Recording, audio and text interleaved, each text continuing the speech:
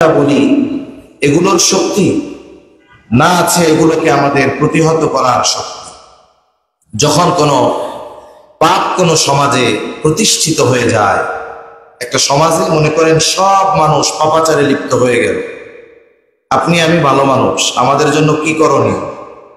আমাদের তো আর second home নাই যে আমার এই দেশে সমস্যা, আমি কানাডায় বেগমপাড়ায় বাড়ি আছে চলে গেলাম, আমার আমেরিকার সিটিজেনশিপ আছে আমি ওখানে চলে গেলাম। সাধারণত মানুষ যারা, সাধারণ মানুষ যারা, এদের তো এই ধরনের কিছু নাই। আমাদের এই দেশেই বাঁচতে হবে, দেশেই আমাদের মরতে হবে। তখন আমাদের কি করণীয়? আমরা আল্লাহ তাআলার কাছে আমাদের যে দুর্বলতা, অক্ষমতার কথা আল্লাহর কাছে বলতে পারি। আর তারা যে কর্মকাণ্ড করতেছে, এটা সুস্পষ্টভাবে প্রত্যক্ষভাবে এদেরকে বাধা প্রদান করার ক্ষমতাও যদি আমার না থাকে, কমপক্ষে আল্লাহ তাআলার কাছে তাদের এই ঘৃণিত কর্মের পক্ষে যে আমি নই, আল্লাহ তাআলাকে ব্যাপারে সাক্ষী রেখে দিতে পারি যে আল্লাহ, এই যে বিষয়গুলো, এগুলোর সাথে আমি সম্পৃক্ত নই। ইসলাম বিদ্বেষী এই কর্মকাণ্ডগুলোর সাথে আমার কোনো সম্পৃক্ততা নাই, কিন্তু আমি দুর্বল, অক্ষম। এগুলো প্রতিহত করা, এগুলোর ব্যাপারে প্রতিবাদ করার মতো ক্ষমতা আমার নাই। আল্লাহ, আপনি আমার এই অক্ষমতাকে ক্ষমা করে আমাকে আপনি নেক মানুষের দলে অন্তর্ভুক্ত করে নেন। কমপক্ষে এতটুকু অবস্থান আমাদের থাকা দরকার। সম্মানিত উপস্থিতি, কথা একটা বলতে গেলে অনেক দূর অন্যদিকে চলে যায়। তা আগামী প্রজন্ম তো হেফাজতের দরকার। ওই সোভিয়েত ইউনিয়নে মুসলমানেরা তাদের আগামী প্রজন্ম যেন দ্বীনের উপরে টিকে থাকে, এজন্য কি করছে? গর্ত খুঁড়ে ওই গর্তের ভিতরে তারা ইবাদত, নামাজ, রোজা সব কিছু শিক্ষা দিয়েছে। এত কঠিন পরিস্থিতির মধ্যেও তারা দ্বীনকে ছেড়ে দেয় না। আমাদের জন্য আগামী প্রজন্মকে বাঁচানোর যে অবস্থা, এটা রেখে যেতে হবে। আমরা অভিভাবকেরা অনেক সময় মনে করি যে আমি আমার সন্তানের ফিউচার গড়ব কেমনে। ভবিষ্যৎ গড়ার ক্ষেত্রে দুইটা জিনিসকে আমরা প্রাধান্য দেই। একটা হলো সন্তানকে জাগতিক শিক্ষায় উচ্চ শিক্ষিত করতে হবে। 2 নম্বর, আমি সুস্থ থাকা অবস্থায় এই সন্তানের জন্য অঢেল সম্পদ রেখে যেতে হবে। বাড়ি রেখে যেতে হবে, জমি রেখে যেতে হবে, কয়েকটা ফ্ল্যাট রেখে যেতে হবে, যাতে করে আমার পরে ওর আর দুনিয়ার কোনো টেনশন না থাকে। তাহলে এই দুইটা বিষয়কে আমরা সন্তানের ভবিষ্যৎ গড়ার মূল বিষয় মনে করি, এটা নিতান্তই ভুল। একটা হলো জাগতিক শিক্ষা, আর একটা হলো সম্পদ। এই জন্য অধিকাংশ অভিভাবক কি করেন? অধিকাংশ অভিভাবক এটাই করেন, এই দুইটা জিনিসের জন্য যত ত্যাগ স্বীকার করা দরকার, অভিভাবক সব ত্যাগ স্বীকার করে। একটা ভিডিও দেখলাম, একটা ছেলে মাদকাসক্ত হয়ে গেছে। একটা অনুষ্ঠানে ওই মাদকাসক্ত সন্তান আর ওই সন্তানের মা বাবা দুজনকে হাজির করা হয়েছে মুখোমুখি, যে তোমাদের একে অপরের প্রতি কি অভিযোগ, কি অনুযোগ, তোমরা পরস্পরের বিরুদ্ধে বলবা। আর এটার একটা মিউচুয়াল করার চেষ্টা করা হবে। সন্তান এক পাশে, আর এক পাশে মা বাবা, বিত্তশালী মা বাবা, আধুনিক মনসম্পন্ন মা বাবা, টাকা পয়সা, গাড়ি বাড়ি তাদের সব আছে। সন্তানের অভিযোগ কি? পিতামাতা বলতেছে, পিতা বলতেছে যে তোমার জন্য আমি কি না করেছি, আমার রক্ত আমি পানি বানিয়ে ফেলেছি, সকাল থেকে দীর্ঘ রাত অব্দি তোমার জন্যই আমি সম্পদ উপার্জন করেছি। মা বলতেছে আমি তোমার জন্য কি না করেছি, তুমি যখন যেটা চেয়েছো সেটাই তোমাকে তখন আমি দিয়েছি, যত টাকা চেয়েছো দিয়েছি, যেখানে যেতে চেয়েছো দিয়েছি, যা কিনতে চেয়েছো দিয়েছি। তুমি কি বলতেছো তোমার জন্য আমরা কিছু করি নাই? এইবার সন্তানের জবাব হলো, তোমরা আমাকে টাকা পয়সা দিয়েছো, আমার জন্য সম্পদ উপার্জন করেছো, তোমরা মারা যাওয়ার পরে তোমাদের সম্পদের মালিক আমি হব, সব ঠিক আছে, কিন্তু তোমরা কোনোদিন আমারে সময় দাও নাই, তোমরা কোনোদিন আমাকে সময় দাও নাই। সে যেহেতু জেনারেলের ছেলে, আধুনিক, সে তার অবস্থাটা বলতেছে। ছেলে পার উপরে পা দিয়ে বলতেছে মা বাবার সামনে, পার উপরে পা দিয়ে বসা জেন্টালিটি না, এটা বেয়াদবি। পার উপরে পা দিয়ে বসা কি? এটা জেন্টালিটি না, এটা বেয়াদবি এক ধরনের, আর পিতামাতার সামনে। তোমরা আমার স্কুলে পাঠিয়েছো দারোয়ান দিয়ে, কাজের লোক দিয়ে, কিন্তু কখনো তোমরা আমার সাথে যাও নাই। আমি বাসায় আসছি, কখনো আমাকে তোমরা সময় দাও নাই।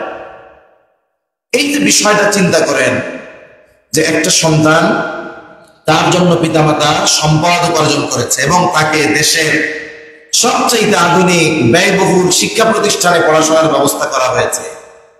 পিতামাতা এত ত্যাগ স্বীকার করার পরে, এত কিছু করার পরে এই সন্তান যখন প্রাপ্তবয়স্ক হয়েছে, কি পাইছে পিতার থেকে? কি পাইল সন্তানের থেকে? এই আচরণ। এটা হলো আখিরাতের আচরণের একটা রেপ্লিকা বা ভূমিকা বলতে পারে। অনুরূপভাবে ওই পিতামাতা কিয়ামতের দিন সন্তানের থেকে এরকম আচরণই পাবে। আল্লাহ তাআলার কাছে বলবে, রব্বানা ইন্না আতা'না সাদাতানা ওয়া কুবারা'না ফা'আদাল্লুনা আস-সাবিলা। বলবে, আমার রব, ইন্না আতা'না সাদাতানা ওয়া কুবারা'না, আমরা আমাদের বড়দের, আমরা আমাদের যাদের আনুগত্য করেছি, নেতাদের অনুসরণ করেছি। ফা'আদাল্লুনা আস-সাবিলা, আল্লাহ তারাই তো আমাদেরকে পথচ্যুত করেছে, পথভ্রষ্ট করেছে। রব্বানা আতিহিল যাফাইনি মিনাল আযাব ওয়ালআনহুম লা'নান কাবীরা। ওই সন্তান আল্লাহর কাছে তাদের ব্যাপারে বলবে, আল্লাহ তাদের আযাবকে দ্বিগুণ করে দেন, তাদের উপরে আপনি বড় লানত বর্ষণ করেন, কারণ এদের কারণে আজকে আমার এই পরিণতি হয়েছে। তাহলে দুনিয়াতেই দেখুন একটি মা বাবা তার সন্তানের জন্য এত ত্যাগ তিতিক্ষার পরেও সন্তানের আচরণটা কি হয়ে যায়। এজন্য আমরা যারা সন্তানের ভবিষ্যৎ গড়ার জন্য অর্থ আর সবচাইতে ব্যয়বহুল স্কুলে বা উচ্চ শিক্ষায় শিক্ষিত করাকে মনে করতেছি এটা সন্তানের ফিউচার করে দিলাম, এরা একটা গোলক ধাঁধার মধ্যে আছি, ভুলের মধ্যে আছি। যদি আপনার আমার আখিরাতের চিন্তা থাকে, তাহলে সন্তান গড়ার মূল বিষয় হলো নীতি নৈতিকতা, দ্বীনের উপরে তাকে গড়ে তোলা। এই পৃথিবীতে অনেক মানুষ এমন আছে যে মানুষগুলো সন্তানের জন্য সব করেছে। ভুরি ভুরি উপমা দেওয়া যাবে, বাংলাদেশের উদাহরণ দেওয়া যাবে। জীবনের সর্বস্ব ব্যয় করে সন্তানদেরকে জাগতিক শিক্ষায় শিক্ষিত করেছে, কিন্তু জীবনের পরন্ত বেলায় ওই সন্তানের বাসার কুকুরটার যেই মূল্য, ওই সন্তানের বাসায় ওই পিতার ওই মূল্য থাকে নাই। পিতাকে বের করে দিয়েছে, অথচ কুকুরের জন্য থাকার আরামদায়ক ব্যবস্থা করেছে। তার মানে কি হলো? এই পিতা জীবনের সর্বস্ব ব্যয় করলো, জীবনের পরন্ত বেলায় সে একেবারে জুতার মতো, বাসার ময়লার মতো পরিণত হলো সন্তানের সামনে। কোন সন্তান? বলে যার জন্য সে জীবনের সব ব্যয় করেছে। কিন্তু আপনি আমাকে দেখান যে এমন পিতা যার অনেক সম্পদ নাই, টাকা পয়সা নাই, ধন দৌলত নাই, কিন্তু সন্তানকে সে নীতি নৈতিকতা দ্বীনের উপরে গড়ে তুলেছে, আদর্শের উপরে গড়ে তুলেছে, উত্তম আদর্শ তাকে দিয়েছে ভবিষ্যৎ নির্মাণের জন্য। এ সন্তান যদি কুলিগিরি করেও খায়, তার উপার্জনটা যদি রিক্সা চালিয়েও হয়, আমি কোনো পেশাকে ছোট করতেছি না, স্বাভাবিক আমাদের টেন্ডেন্সি তো এরকম যে সেই পেশাটাকে আমরা সামাজিকভাবে ছোট কাজ মনে করি। আর একটা মানুষ যদি অন্য কোনো কাজও করে, কুলিগিরিও করে, কিন্তু তার পিতা তাকে উত্তম আদর্শের উপরে তার ভবিষ্যৎ নির্মাণ করেছে, তাহলে কি হয়? ওই সন্তানের যত কষ্ট হোক না কেন, সে তার পিতামাতার পরন্ত বেলায় ওই পিতামাতাকে সে কখনো বোঝা মনে করে না। সে ওই সন্তান তার বৃদ্ধ মা বাবাকে তার দুআর খনি মনে করে, বৃদ্ধ মা বাবাকে তার জন্য নেয়ামত মনে করে। কেন?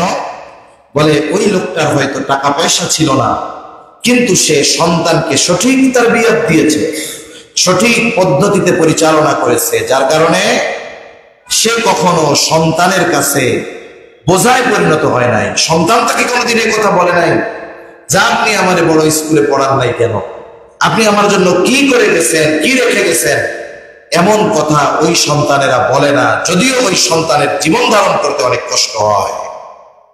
এজন্য সম্মানিত উপস্থিতি, সন্তানের ভবিষ্যৎ বিনির্মাণের জন্য আমরা যারা মুসলিম, আমাদের উচিত হলো সন্তানদেরকে, আগামী প্রজন্মকে দ্বীনের উপরে, ইসলামের উপরে তাদের ভবিষ্যৎ বিনির্মাণ করা। আপনি আমি কি করব? আমি আপনি শুধু বুনিয়াদটাকে ঠিক করে দিতে পারবো, তাদের ভিত্তিটাকে মজবুত করে দিতে পারবো। এরপরে বিনির্মাণ করবে সে। কিন্তু এর মূলটা ঠিক করে দিতে হবে আমাদের।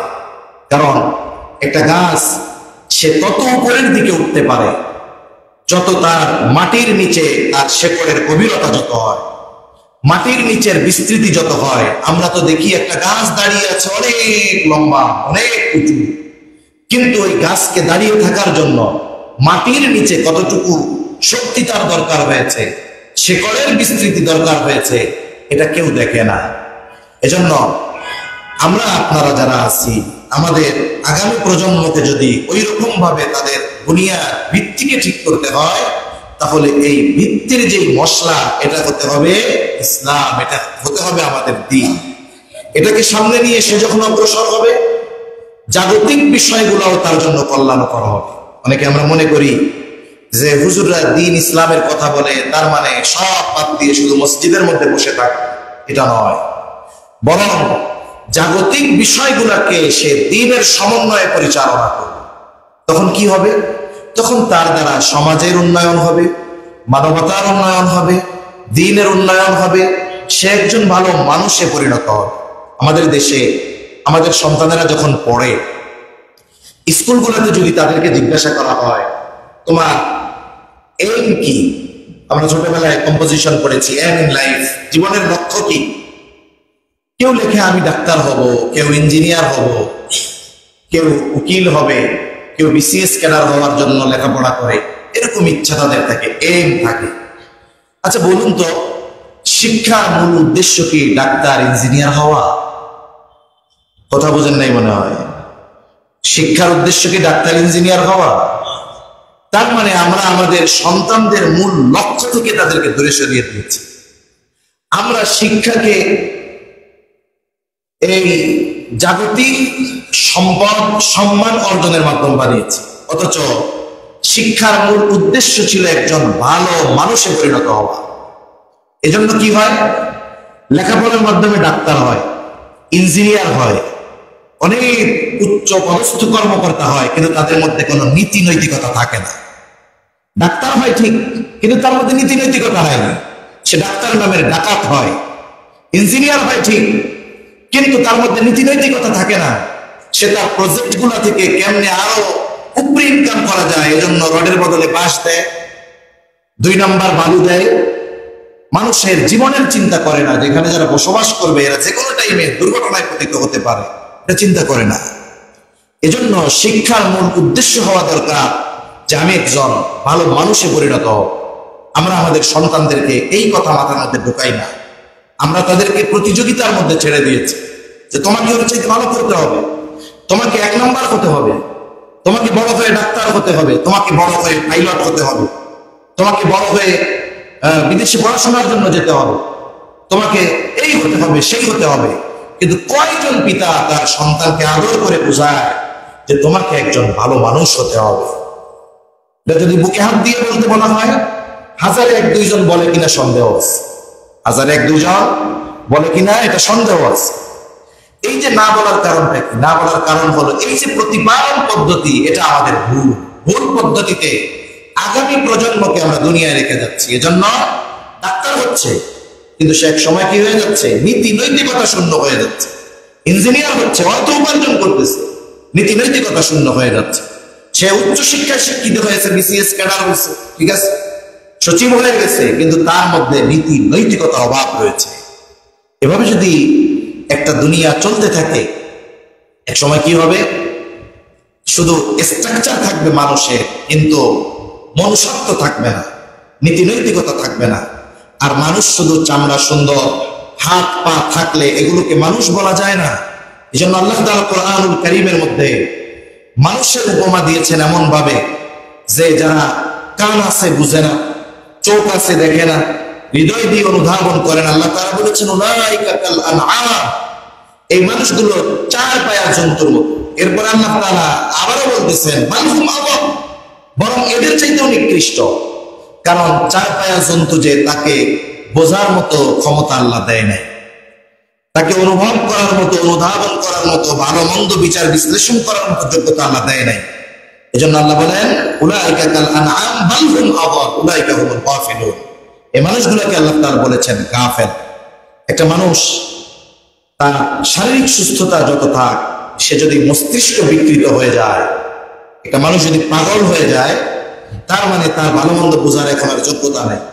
সে রাস্তা দিয়ে যদি উলঙ্গ হেঁটে যায়, তার সগীরা গুনাহ হবে না। তার মানে দেখুন, একটা মানুষের অঙ্গ প্রত্যঙ্গ, চামড়ার সৌন্দর্য, বংশীয় বিষয়ের চাইতে, শিক্ষাগত যোগ্যতার চাইতে তার মূল বিষয়টা কি, যে তার ফাহাম, তার বুঝ, তার আকল ঠিক আছে।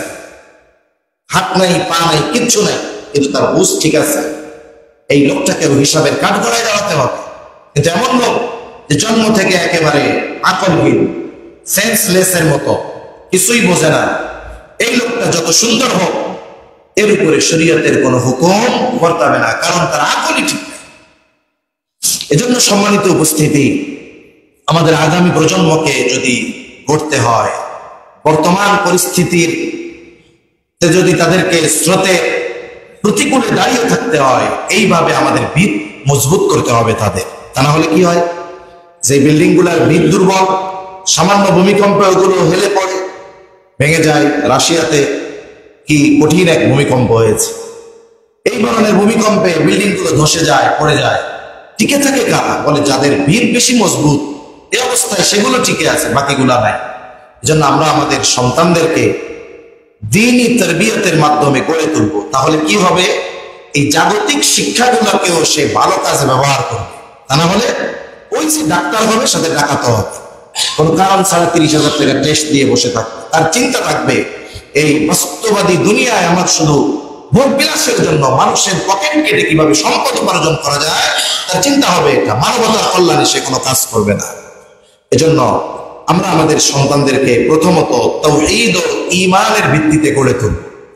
তাদের ঈমানকে, আল্লাহর প্রতি তাদের বিশ্বাসকে, আল্লাহর একত্ববাদের শেকড় তাদের অন্তরে আমরা গেড়ে দিব। এজন্য আমরা বলেছিলাম যে হযরত লুকমানের নসিহত আছে।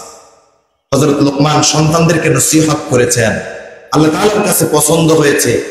আল্লাহ তাআলা হযরত লুকমানের এই সন্তানকে করা নসিহত গুলো উম্মতে মুহাম্মাদের জন্য আল্লাহ নাযিল করেছেন। কোরআনে সূরা লুকমান নামে সূরা আছে, আমরা পড়ব। একটু কোরআনের সাথে আমাদের সময় দেওয়া দরকার। কোরআনের যত মুআজিজা আছে, কোরআনিক মুআজিজাগুলোর মধ্যে একটি মুআজিজা হলো কোরআন মানুষের আত্মিক যত সমস্যা আছে, আত্মিক সমস্যা বলতে কি, পেরেশানি, ডিপ্রেশন, চিন্তা, ভয়, এই ধরনের যে বিষয়গুলো আছে, কোরআন এই বিষয়গুলোর সবচেয়ে বড় সমাধান দেয়। এজন্য আল্লাহ তাআলা কোরআনুল কারীমের মধ্যে বলেন, ওয়ানুনাজ্জিলু মিনাল কোরআন মা হুয়া শিফাউন ওয়া রাহমাতুল লিল মুমিনিন। আল্লাহ সুবহানাহু ওয়া তাআলা কোরআনের ব্যাপারে কি বলেন, ওয়ানুনাজ্জিলু মিনাল কোরআন মা হুয়া শিফা ওয়া রাহমাতুল লিল মুমিনিন। এই কোরআন হলো মুমিনের জন্য শিফা, রহমত। শিফা প্রথম কি, আত্মিক শিফা। এরপরে কোরআনের কিছু আয়াত আছে যেগুলো বাহ্যিক যেই অসুস্থতা আছে এগুলো নিবারণেও কোরআনের কিছু আয়াত কাজে লাগে। কিন্তু আত্মিক শিফার ক্ষেত্রে কোরআন সবচেয়ে বেশি উপকারী। এজন্য যারা কোরআন তিলাওয়াত করে, কোরআনের সাথে যাদের সংস্পর্শতা বেশি, দেখবেন তারা আত্মিক দিক দিয়ে প্রশান্তি লাভ করে বেশি। এজন্য বর্তমান সময় চিন্তার সময়, ডিপ্রেশনের সময়, ভয়ের সময়, আগামী প্রজন্মের কি হবে, ইসলামের কি হবে, আমাদের কি হবে, এই দেশের কি হবে, এই যে ভয় চিন্তা আমাদের মধ্যে আসে, এগুলো দূর করার অন্যতম মাধ্যম হলো কোরআনুল কারীম। এজন্য আমরা শুধু কোরআনকে মানুষ মারা গেলেই খতম করার জন্য কোরআন ধরে রাখবো না। আমরা কোরআন নিজেরা প্রতিদিন কিছু না কিছু অংশ তিলাওয়াত করব। যদি সম্ভব হয় আমি কোরআন তিলাওয়াতের সাথে সাথে অর্থ, তার সাথে সাথে যদি সময় হয় সংক্ষিপ্ত যেই ব্যাখ্যাগুলো আছে ওগুলো আমি পড়ার চেষ্টা করব। আশা করা যায় আল্লাহ সুবহানাহু ওয়া তাআলা অনেক অজানা বিষয় আমাদেরকে জানার তৌফিক দিবেন। তাহলে হযরত লুকমান সন্তানদেরকে নসিহত করেছেন। এই নসিহতের মধ্যে একটা নসিহত, ওয়াইদ ক্বালা লুকমানু লিবনিহি ওয়া হুয়া ইয়াইদুহু ইয়া বুনাইয়া লা তুশরিক বিল্লাহ। সন্তানকে ওয়াজ করতেছে, সন্তান লা তুশরিক বিল্লাহ, আল্লাহর সাথে শিরক করবা না।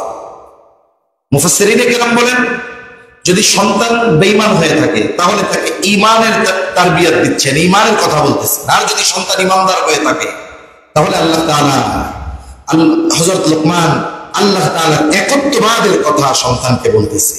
এই বিষয় তার অন্তরে কেড়ে দেওয়া যে আল্লাহ এক, এই পৃথিবীর স্রষ্টা আল্লাহ তাআলা, আল্লাহর প্রতি ভালোবাসা, কিছু কিছু ক্ষেত্রে আল্লাহর প্রতি ভয়, এই বিষয়গুলো বাচ্চার হৃদয়ে ছোট থাকতেই দিয়ে দেওয়া। কারণ শিশুকালে শিক্ষা পাথরে খোদাই করার মতো, এটার লংজিভিটি অনেক।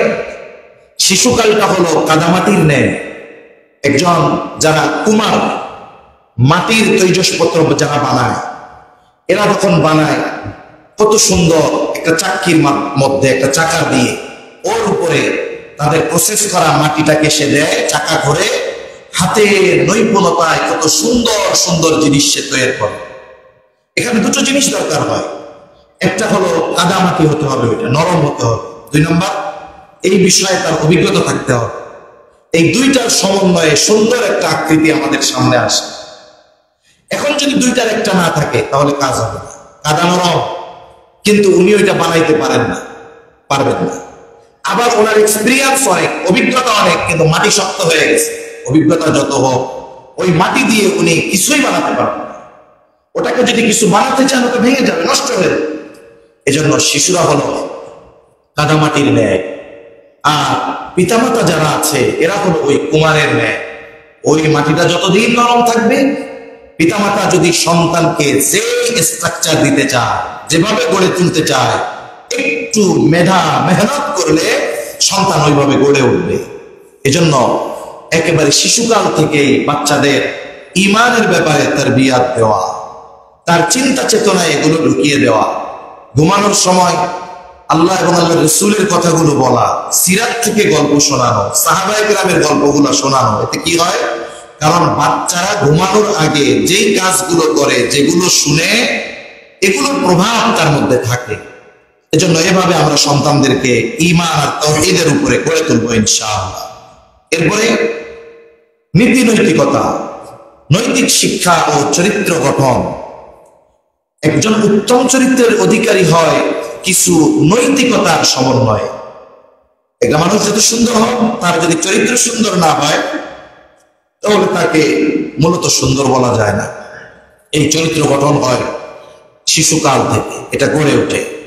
এজন্য সন্তানদের চরিত্র যদি উত্তম ভালোভাবে পরিণত করতে হয়, পিতামাতাকেও এরকম উত্তম চরিত্রের অধিকারী হওয়া লাগে। কারণ শিশুকালে বাচ্চারা অনেক কিছু অভিভাবক থেকে দেখে দেখে শিখে। এখন আমরা অনেক সময় আমাদের ছোট ছোট বাচ্চা, ওদের বললে শুনে না। আপনি একটা কাজ বারবার বলতেছেন, ও কিন্তু শুনতেছে কিন্তু করে না। এই বয়সে এটা হবে, কিন্তু এই যে বারবার বলার কারণে কি হবে? যখন তার ব্রেন পরিপূর্ণতা লাভ করবে, তখন ওই যে ছোটবেলার বলা কথাগুলো কাজে লাগবে।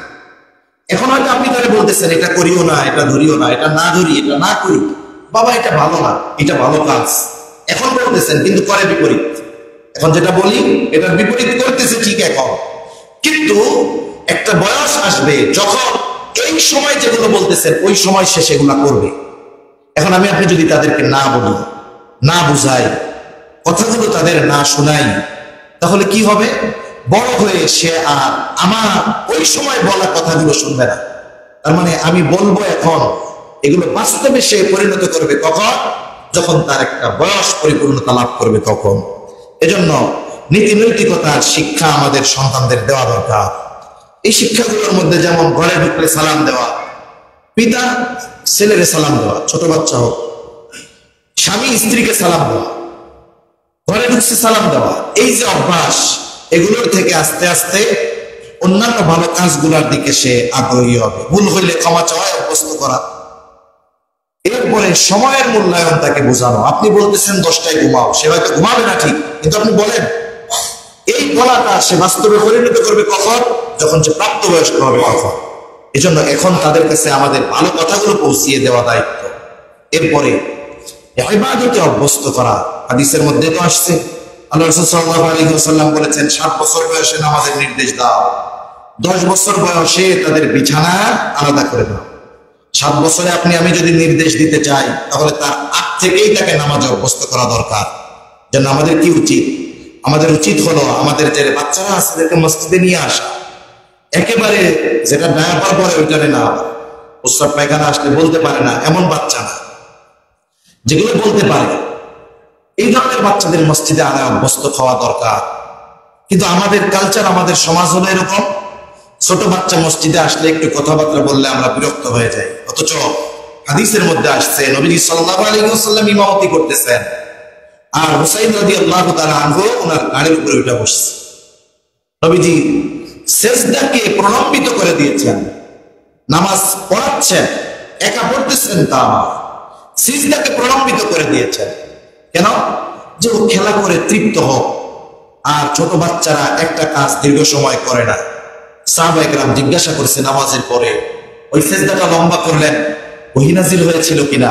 নবীজি বললেন, না, সে আমার ঘাড়ে উঠে খেলা করছে, আমি তাকে বাধা দেই নাই। সে যতক্ষণ না তৃপ্ত হয়েছে ততক্ষণ আমি আমার সেজদাকে লম্বা করে দিয়েছি। সুবহানাল্লাহ। আমাদের দেশে হলে এগুলো যদি হয়েই যায়, তাহলে যে ইমামের হবে সেই ইমামের বাকি নামাজ পড়ার সুযোগ থাকবে, নামাজের মধ্যেই বলবে জাঙ্গা। এরপরে ছোট বাচ্চারা যদি আসে, যারা বিভিন্ন দেশে সফর করেছেন, মধ্যপ্রাচ্যের দেশে গেছেন, হজ উমরায় গেছেন, ছোট ছোট বাচ্চারা মসজিদের মধ্যে আসে। ছোট ছোট বাচ্চারা মক্কা মদিনায় গেলে দেখা যায় জোহর থেকে আসর, ওইখানে তো লম্বা, জোহর আগে পড়ে, ছোট ছোট বাচ্চারা দৌড়াদৌড়ি করতেছে। কিন্তু আমাদের দেশে যদি বাচ্চারা এরকম দৌড়াদৌড়ি করে, বাচ্চার বাপ না 14 গোষ্ঠী ধরে আমরা মসজিদে আসা বন্ধ করে দেবো। এই যে আমাদের টেন্ডেন্সি, এখনই যদি ওদেরকে আমরা আল্লাহর ঘর থেকে বের করে দেই, ভবিষ্যতে টেনে ভিতরে আনা যাবে। ওকে বোঝাতে হবে যে তোমার জন্য এই জায়গাটা সেফ।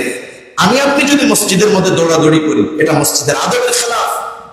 কিন্তু ছোট বাচ্চা যে নাবালক, ও দৌড়াদৌড়ি করুক, ওর জন্য নাজায়েজ নয়। ও দৌড়াদৌড়ি করুক, ও মনে করুক যে এই জায়গাটাই আমার জন্য সবচেয়ে সেফ। এজন্য আমরা বাচ্চাদের মসজিদে আনায় অভ্যস্ত হব। এরপরে আগে আগে ঘুমানোয় অভ্যস্ত করব, নিজেরাও আগে ঘুমানোর চেষ্টা করব। ফজরের সময় বাচ্চাদের আনায় অভ্যস্ত করব। কারণ স্বাভাবিকভাবে বিজ্ঞানও তো বলে সকালের যেই হাওয়া বাতাস এগুলো থাকে নিরেট, একেবারে খাঁটি। এমনি শহরের মানুষ, আমাদের অক্সিজেনের বিশুদ্ধ অক্সিজেনের স্বল্পতা। এই সকালবেলা যদি আমাদের বাচ্চারা আসে, সকালের যে শ্বাস নিতে পারবো তারা, এটা তাদের জন্য অনেক উপকারী। কিন্তু কি হয়, আমরা আমাদের অনেক সময় প্রাপ্তবয়স্ক বাচ্চাদের ঘুমকে নামাজের চাইতে প্রাধান্য দেয় বেশি। আচ্ছা, আপনার বাচ্চা ঘুমাইছে রাত 3টায়, 4টায় যদি ঘরে আগুন ধরে, কি করবেন? যে না, আমার ছেলে 8টার আগে ঘুম থেকে উঠে না, ওরে উঠানো যাবে না, ঘর পুইটা ছাই হয়ে যাক। এটা করবেন?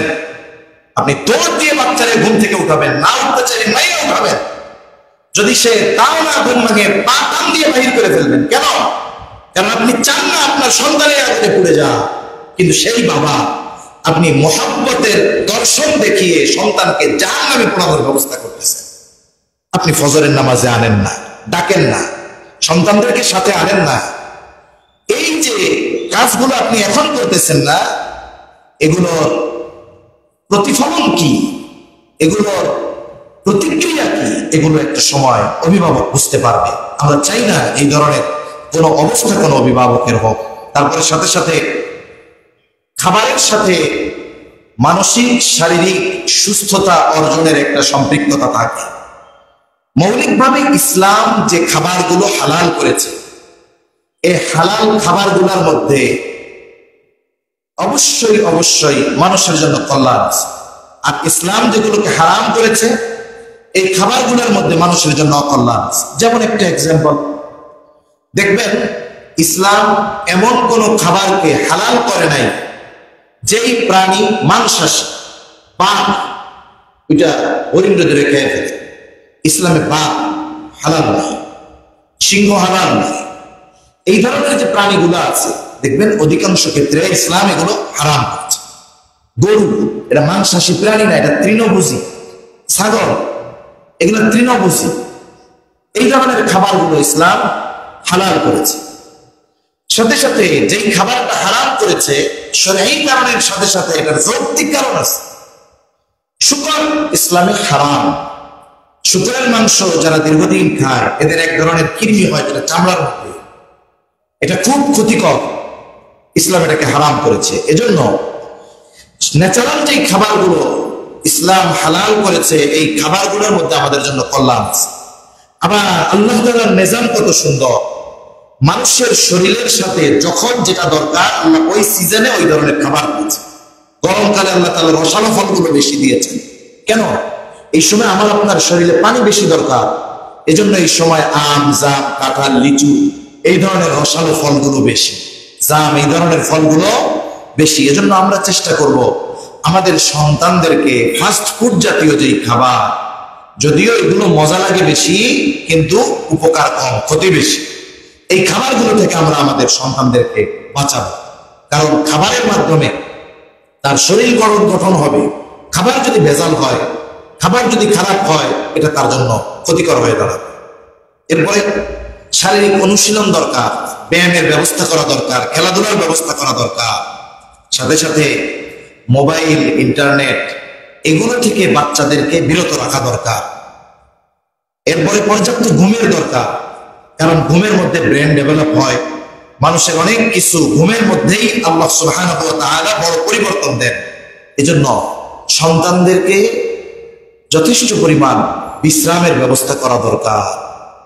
সাথে সাথে এই যে বর্তমান যুগের চ্যালেঞ্জ, তথ্য প্রযুক্তির আগ্রাসন, শিক্ষা ব্যবস্থায় ক্যারিয়ারের উন্মাদনা, যে তোমার ক্যারিয়ার কি হবে, তুমি কি করতেছ, এই বিষয়গুলোকে দ্বীনের আলোকে সুসজ্জিত করার চেষ্টা করা।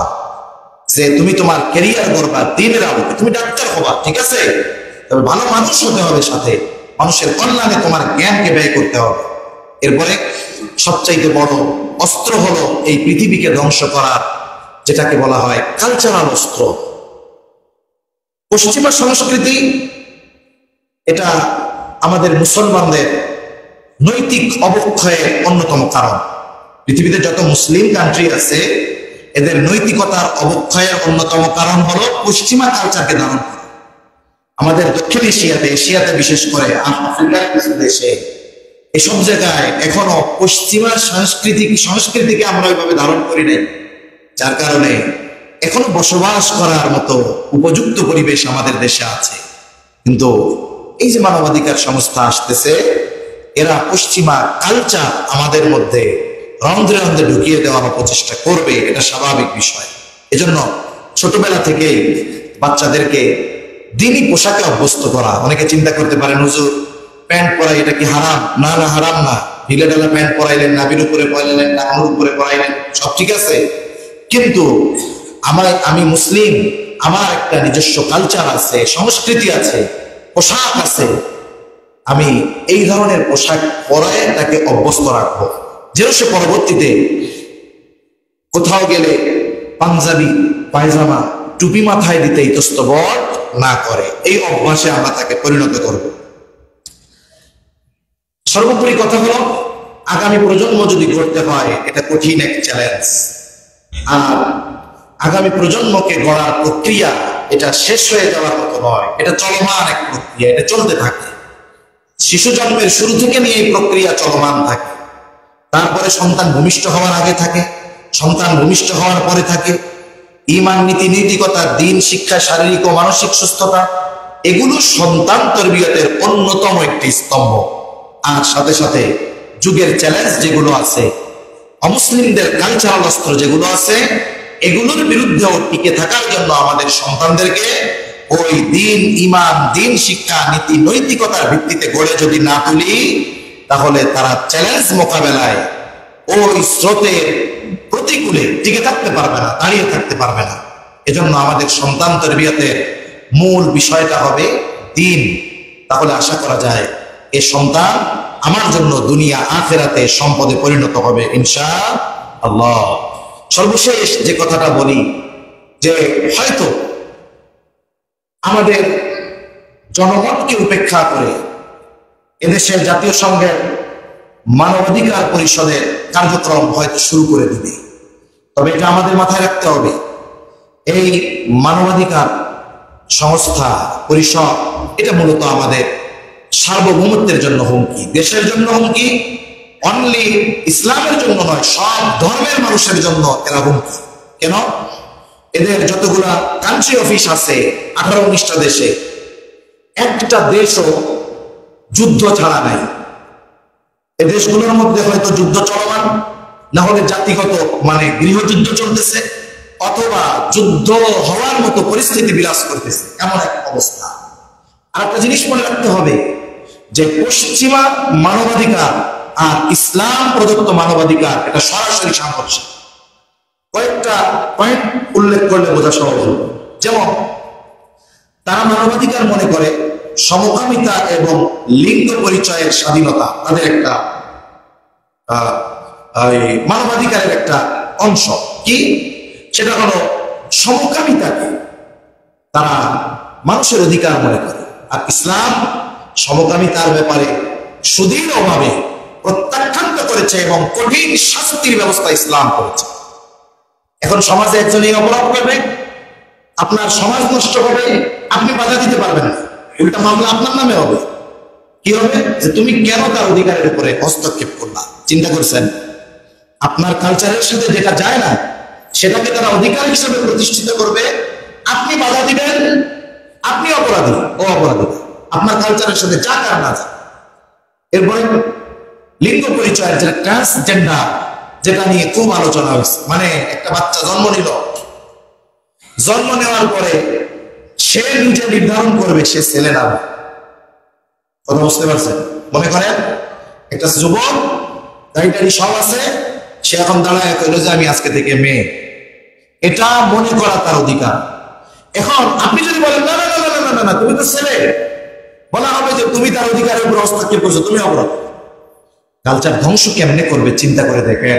এটা যদি একটু গভীরভাবে চিন্তা করা হয়, আমি কয়েকদিন একটু এই বিষয়গুলো চিন্তা করে আমার মনে হইতেছে আল্লাহর কাছে আমি কয়েকবার বলছি, আল্লাহ এই পরিস্থিতি দেখার আগে ইমানের সাথে আমার পরিবার সহ আমার দুনিয়া থেকে নিয়ে যাও, এই পরিস্থিতি যেন আমার চোখে না পড়ে। চিন্তা করেন এর অবস্থা। ধর্ম ত্যাগ করবে, আপনি তাকে কিছু বলতে পারবেন না। ইসলাম কাউকে তার ধর্ম ত্যাগ করে ইসলাম গ্রহণের জন্য বাধ্য করে না। একজন মুসলিম তাকে বাধ্য করার কোনো সুযোগ নাই যে তুমি ইসলাম ইনক্লুড হও, অন্তর্ভুক্ত হও। তবে ভেবেচিন্তে ইসলাম গ্রহণ করতে হবে। ইসলাম গ্রহণের পরে মন চাইলেই তুমি মুরতাদ হয়ে যাবা, এই সুযোগ ইসলাম দেয় নাই। তার মানে একটা মানুষের ধর্মীয় স্বাধীনতা বলতে ধর্ম ত্যাগ, যখন মন চাই সে ধর্ম ত্যাগ করবে, ধরবে, ছাড়বে, সে নাস্তিক হবে, সে সব ধর্ম পালন করবে, কিছুই বলা যাবে না। এটা নাকি মানুষের অধিকার। তারপরে উত্তরাধিকার আইন আছে, সাথে সাথে মত প্রকাশের স্বাধীনতা আছে। বাক স্বাধীনতার একটা লিমিটেশন যদি না থাকে, মনে করেন আমি আপনার বকা দিলাম, কথার কথা আমারে দিয়েই কইলাম, আমি আপনার বকা দিলাম, এখন কি হবে? আপনার তো হতে লাগবে। এখন আমারে বলবে যে আমার পক্ষে দাঁড়িয়ে বলবে আপনার বিরুদ্ধে, যে এটা ওনার বাক প্রকাশের বাক স্বাধীনতা, উনি যারে মন চাই গালি দিতে পারবে। তাহলে দেখুন প্রত্যেকটা জিনিসের একটা সীমাবদ্ধতা থাকা দরকার।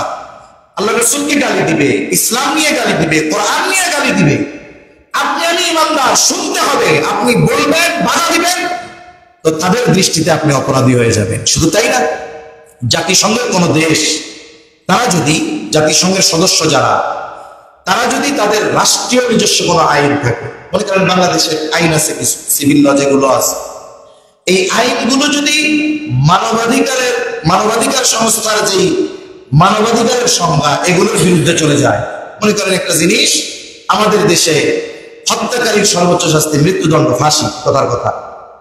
এখন রাষ্ট্র তারে ফাঁসি দিতে চায়, মানবাধিকার কমিশন এখানে বাধা দিবে, না না না, তাকে ফাঁসি দেওয়া যাবে না, তাকে ফাঁসি না দেওয়া, বেঁচে থাকা এটা তার অধিকার, এজন্য এই অপরাধের শাস্তি তাকে দেওয়া যাবে না। এমনকি